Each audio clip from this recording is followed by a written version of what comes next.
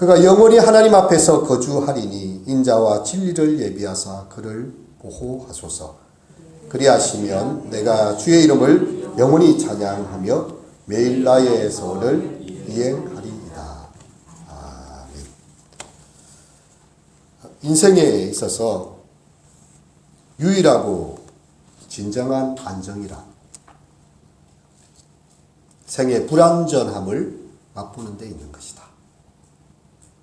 다시 한번 읽어드리겠습니다. 인생에 있어서 유일하고 진정한 안정이란 생의 불완전함을 맛보는 데 있는 것이다.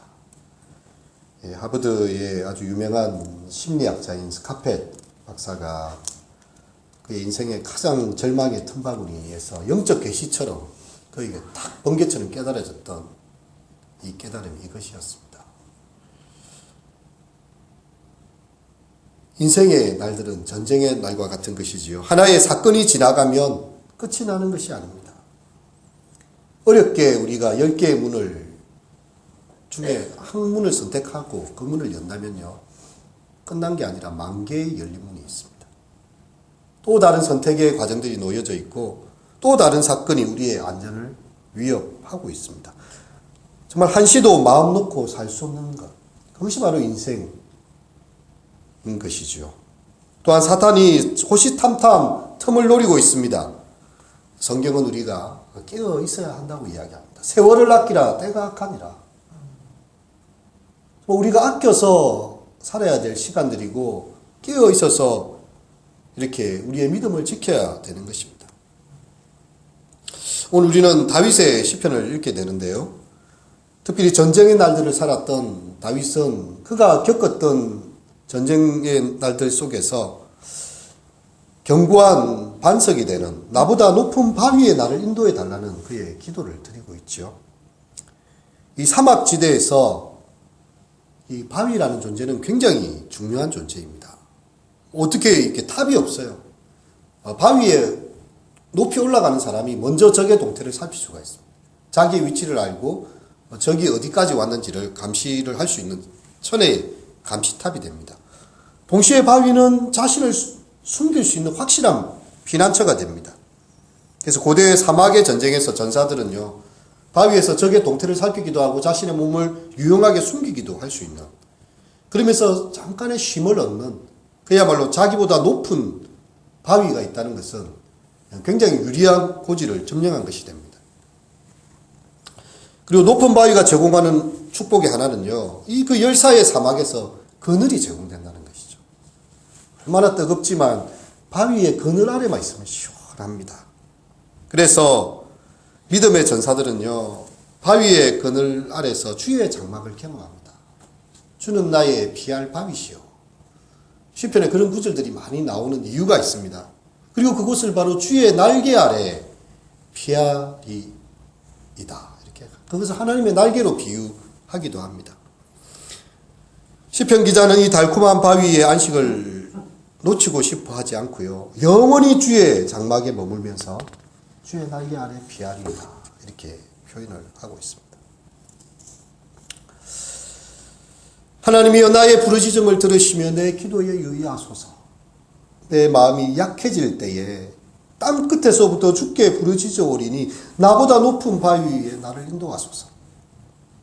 존 칼빈 선생은요, 이 시의 배경을 압살롬의 반역 시기로 추정을 하고 있어요.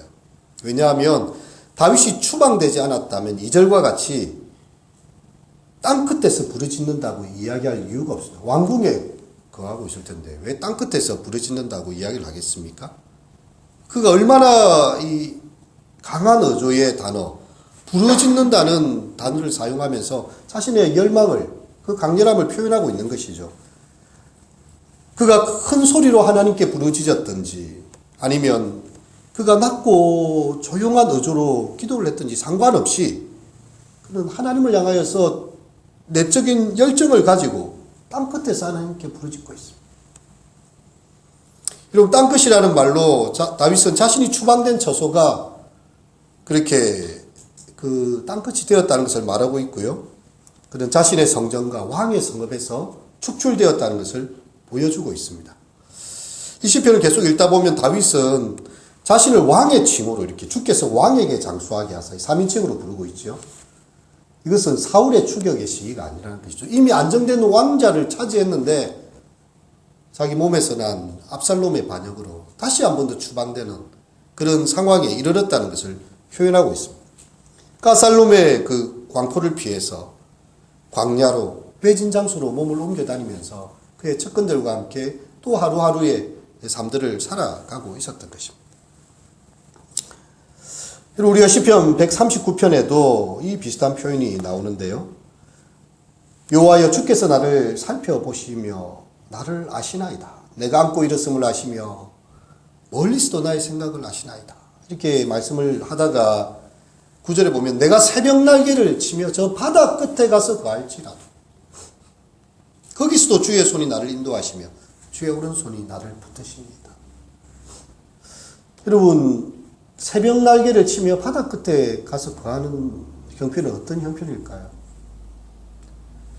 밤에도 쉬지 않고 그가 깨어 있어서 새벽에까지 날갯짓을 해가면서 피하여 갔다는 그런 말이 됩니다. 공고함의 표현이고요. 정말 날개 죽지 않아 이렇게 피할 수 없는 안전지대가 없는 그 처량한 모습이 새벽 날개를 치며 바다 끝에까지 가서 거할지라도 이렇게 표현이 되고 있는 것이죠. 그런데 거기서도 주의 손이 나를 인도하시고 주의 오른손이 나를 붙드시리이다. 오늘 시편에서는 61편에서는 땅 끝에서 하나님께 부르짖고 139편에서는요. 바다 끝에서도 하나님께 부르짖어요. 하나님께서 다윗의 모든 모습을 알고 계시고요. 그의 모든 기도를 듣고 계신 것입니다. 그는 자신의 마음에 일어나는 여러 가지 근심과 그 번뇌의 상황들을 가지고요. 그 내적으로 심히 부대끼는 그 상황을 놓고 냉정한 채 무관심하게 있지 않았습니다. 하나님께 부르짖고 기도하는 것으로 자신의 신앙을 결단하고 있습니다. 우리가 영적 고통에 무겁게 눌려 있을 때가 있습니다. 하나님께 접근하는 데 방해가 되는 그런 여러 가지 장애물들이 우리의 마음에 다 놓여질 때가 있는 것이지요. 여러분 그때 우리가 어떻게 해야 할까요? 시편 42편에서는 다윗은 그렇게 고백을 하고 있는데 자기 영혼을 향해서 외칩니다. 내 영혼아 내가 어찌하여 낭망하며 내 속에서 불안해하는가. 자기를 3인칭에 놓고 자기 영혼을 향해서 외치는 거죠. 그 무의식의 자아를 향해서. 너는 하나님을 바라라. 너의 얼굴을 도우시는 하나님을 위해서 네가 오히려 찬송하게 될 것이다. 이 말이 몇 번이나 반복되는지 몰라요. 그리고 우리가 힘이 없고 연약해질 때는요. 기도할 힘조차 나지 않습니다. 정말 아무것도 하기 싫고 하나님께서 나를 잊으신 것과 같은 그런 상황들이 있을 수 있습니다. 하지만 다윗이 마음이 약해질 때에 땅 끝에서부터 주께 부르짖어 오리니 그 가운데 하나님께 부르짖고 있는 것이죠. 나보다 높은 바위에 나를 인도하소서. 여러분 우리는 하나님을 기억하고 하나님께 기도하면서 우리의 신앙의 길들을 걸어가야 할 것입니다. 우리가 다만 기억할 것은요. 하나님께서 당신의 백성들을 구원하실 때 항상 똑같은 방법으로 구원하지 않습니다. 우리가 이제 예전에 하나님께서 이렇게 나를 구원해 주셨는데 이런 기억들이 있지 않습니까? 근데 또 그런 징조가 나타나지 않을 때 이거 좀 왜 하나님께서 이런 일들을 안 하실까 생각하지만요. 하나님은 우리가 생각하지 못하는 기가 막힐 방법으로 내가 전혀 생각지 못했던 일들로서 우리를 건져내시는 경우가 참 많습니다. 그래서 고린도전서 2장 9절에 보면 이렇게 이야기하고 계시죠. 기록된 바 하나님이 자기를 사랑하는 자들을 위하여 예비하신 것은 눈으로도 본 적이 없고 귀로도 듣지 못하고 사람의 마음으로도 생각하지 못하였다함과 같으니라. 오직 하나님의 성령으로 이것을 우리에게 보이셨으니 성령은 모든 것 곧 하나님의 깊은 것까지도 통달하시느니라. 사람의 일을 사람의 속에 있는 영외에 누가 알리요? 이와 같이 하나님의 일도 하나님의 영외에는 아무도 알지 못하느니라.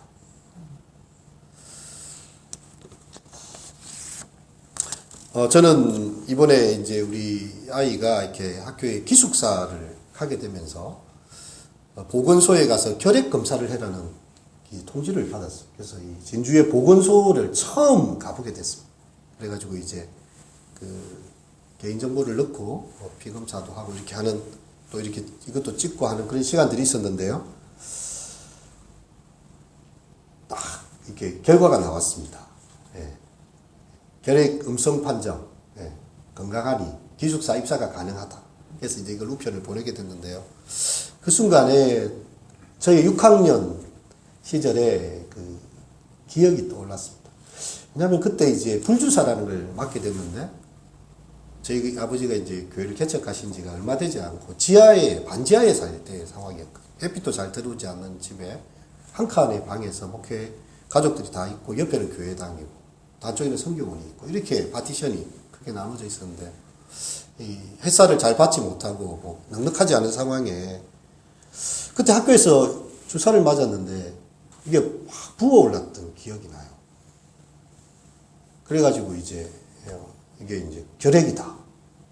진짜 막 기침을 하는데 이 작은 결핵균이 이미 이제 들어가서 막 이렇게 하니까 사람이 숨을 쉬기가 힘들구나.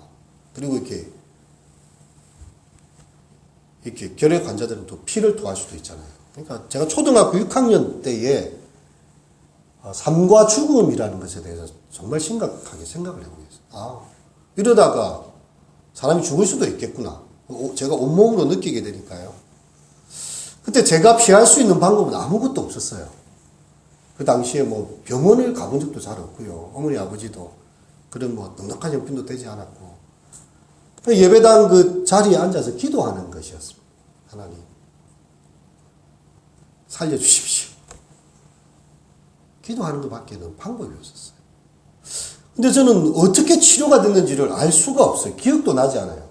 단지 제가 아주 정상적인 호흡이 잘 되었다는 것이고, 전혀 문제가 없이 기도한 이후에 어떻게든지 저도 신비로운 그 방법을 알 수도 없습니다. 단지 이제 군대 가기 전에 신검을 받게 되면 이 결핵은 흔적은 남아있다 하더라고요. 어릴 시절에 이렇게 했던 그게 뼈에 흔적이 남아있다 이렇게 했는데, 흔적은 있지만 모든 증상은 다 사라지고 정결케 된 것이죠. 그럼 군대 무사히 잘 갈 수 있도록 그렇게 되고, 저와 하나님의 그 기도의 자리였죠. 혼자 기도하던, 아버지가 평상시에 하시던 말씀대로 기도하면 하나님 들으신다. 단순한 한마디지만 하나님이 살아계심을 알고 나의 생명을 구하여 주실 것을 믿었기 때문에 기도를 했어요. 근데 우리 아이가 뭐 결핵이 없이 그냥 음성 판정을 받고 건강하다. 어떤 사람들은 그냥 아무 생각 없이 당연하지 이렇게 생각했지만요, 저는 그렇지 않았어요. 나는 어린 시절에 그때 그 시간에 하나님께 기도하여서 참 구원의 은혜를 받고 지금까지 이 길로 오게 됐는데 우리 아이들이 건강하게 자라는 것이 얼마나 감사하고 놀라운 일들인가. 저는 그렇게 홀로 감사의 기도를 드리기도 했습니다. 여러분, 우리 속에 여러 가지 환경이 우리를 힘들게 할 수 있고요, 불안전함을 느끼게 하지만 우리가 피하여 갈 하나님의 날개가 있습니다. 이제 다윗은 5절에서 8절을 보면 이렇게 기도하고 있지요. 5절만 같이 한번 읽어보겠습니다. 시작. 주 하나님이여, 주께서 나의 서원을 들으시고 주의 이름을 경외하는 자가 얻을 기업을 내게 주셨나이다. 그 기도가 응답됐다는 것이죠. 나의 서원하는 기도. 우리가 정말 힘든 일을 당하거나 삶의 절체절명의 순간에 가게 되면요, 이런 기도가 한 번씩 나올 때가 있어요. 하나님, 당신께서 만일 이 어려운 상황을 극복하게 해주시면 반드시 내가 이러이러한 것을 하나님께 드리겠습니다. 라든지 정말 하나님 앞에서 서원 기도를 하는 때가 있죠. 다윗도 그런 기도를 드린 것 같아요. 하나님, 이 땅 끝에서 부르짖는 나의 삶을 회복케 하시고 내가 다시 여호와의 전에 들어가서 찬송하고 예배할 수 있다면 내가 하나님께 나의 기도를 갖겠습니다. 그런데 하나님께서 그의 서원의 기도를 들으셨고 주의 이름을 경외하는 자가 얻을 기업을 주셨어요. 그리고 다윗의 나라가 여러 대에 미치게 하시고 장수하는 은혜를 주셨어요. 다윗이 그 압살롬 사건으로 인해서 정말 고통과 힘든 일들을 당했지만요. 사실 다윗은 지극히 오래 잘 살았습니다. 기한이 차서 죽었어요. 안정된 상태로 그를 나라를 계승할 아주 똑똑한 솔로몬 같은 정말 지혜의 왕이 또 그의 뒤를 잇게 되었고요. 그 한 사람의 인생이 위험과 여러 가지 고난이 있었지만 하나님께서 그의 기도대로 장수하면서 여러 대를 보면서요. 그렇게 살아가는 축복을 허락받았습니다. 그가 영원히 하나님 앞에 거주하리니 인자와 진리를 예비하사 그를 보호하소서. 그래하시면 내가 주의 이름을 영원히 찬양하며 매일 나의 서원을 이행하리이다. 여러분, 우리가 거할 마지막 집은 어디일까요? 그것은 바로 시편 23편에 보면 내가 여호와의 집에 영원히 거하리로다. 이렇게 시편 23편이 끝이 납니다.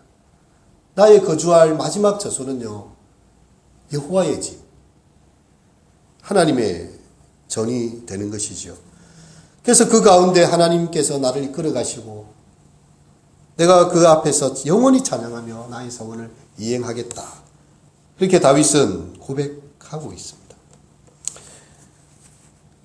그리고 며칠 전에 제가 자다가 갑자기 문자가 팍 울리면서 이렇게 뭐가 뜩 오는데 이거 비상 알림이 한 번씩 오지 않습니까? 그런 알림은 좀 다르더라고요. 딱 하면서 오는데 밀양에 3.5의 지진이 일어났다는.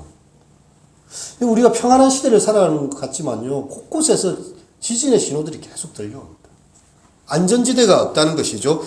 지진은 가르쳐줘요. 이 세상이 안전지대가 아니다. 언제라도 한 방이면 땅이 전복되고 무너질 수 있는 곳, 언제라도 단 하루아침에 그 모든 것이 없어질 수 있는 곳이 이 땅이라는 것을 지진의 신호는 항상 일깨워 주고 있습니다. 그리고 이 세상의 불안전함을 통해서 우리는 깨닫게 돼요. 내가 이 땅에 쌓는 나의 재물이 온전하지 않고, 나의 재물은 좀도 들지 않고 도적도 들지 않는, 정말 그 하늘나라의 보물을 쌓아두는 것. 그래서 우리의 안전하고 완전한 나라는 오직 하나님의 나라인 것을 이 작은 경고 만화가요 깨닫게 해줘요. 너 지금 어디에 네 인생의 기초를 쌓고 있느냐.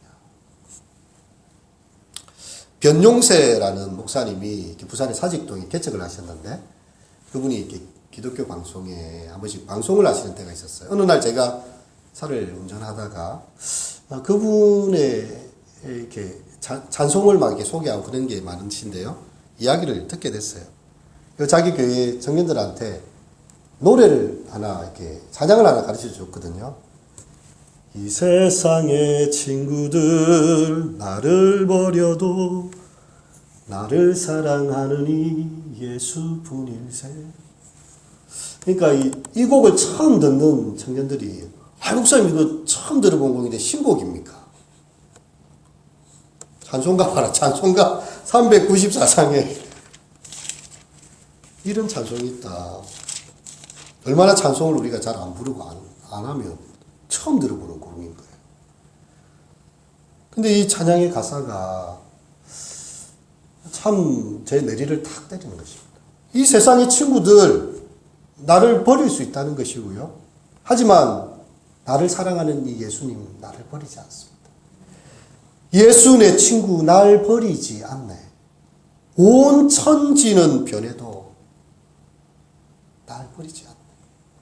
그렇게 믿고 정말 신뢰하며 있던 친구들도요, 우리를 떠나가는 때가 있고 우리를 버리는 때가 있습니다. 잊어버리는 때가 있어요. 하지만 우리 주님은 우리를 버리신 적이 한 번도 없습니다.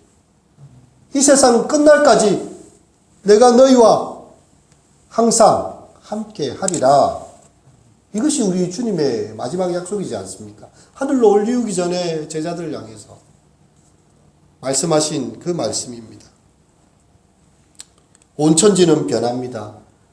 옷과 같이 다 헤어져요. 모든 것은 다 변하여 가고, 그것이야말로 세상의 모든 것이 변한다는 그 사실 하나만이 변치 않는 진리입니다. 사실은. 그런데 온 천지는 변해도 잎은 시들고 꽃이 떨어지지만 우리 여호와의 말씀은 영원히 변치 아니하시리로다. 변치 않는 하나님의 말씀을 우리에게 주셨습니다. 온 천지는 변해도 나를 사랑하신 그 하나님이 나를 버리지 않는다는 사실, 그 하나만은 성경이 분명하게 우리에게 약속하고 있는 것이지요. 이방 또 새해를 시작하면서 우리가 이 주님의 약속을 붙잡고 그 약속 안에서 주 약속 안에 살고 주 약속 알게 하고 정말 주약교회 성도들로 믿음 가운데 승리하시는 우리 모두가 되시기를 축원드립니다. 찬송가 394장 함께 부르시도록 하겠습니다.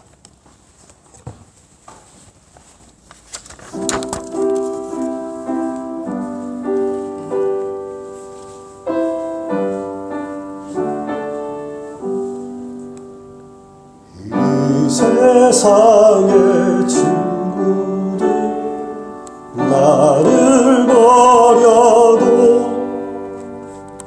나를 사랑하느니 예수뿐일세. 예수 내 친구 날 버리지 않네. 온 천지